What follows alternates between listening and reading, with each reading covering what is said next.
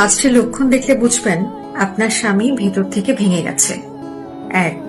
সে কথা বলার চেয়ে বেশি নীরব থাকা শুরু করে। এটা তার কোনো শান্তি নয়, বরং ক্লান্তি। সে মেনে নেয় তার কোনো কথা কেউ শুনবেও না, তার কোনো চেষ্টা কোনো কাজেও আসবে না।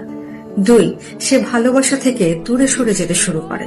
এটা এই কারণে নয় যে তার প্রয়োজন নেই, বরং এই কারণে তার সম্পর্কের তার ছিঁড়ে গেছে। 3. সে বাসার চাইতে বাহিরে বেশি সময় কাটাতে শুরু করে।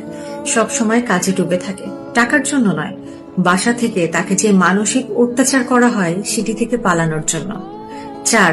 সে স্বপ্ন দেখা, ভবিষ্যৎ নিয়ে পরিকল্পনা করা সব বন্ধ করে দেয়। নিজের আশা ভাবনাগুলো আর স্ত্রীর সাথে ভাগ করে না, মানসিকভাবে নিজের একটা আলাদা জগৎ তৈরি করে। 5. সে আপনার কোনো কিছুতে আর বাধা দেবে না, শাসন করবে না, নাও করবে না, বারণও করবে না, আপনাকে সংশোধন করার কোনো চেষ্টাও করবে না, তর্কও করবে না, বিরোধিতাও করবে না।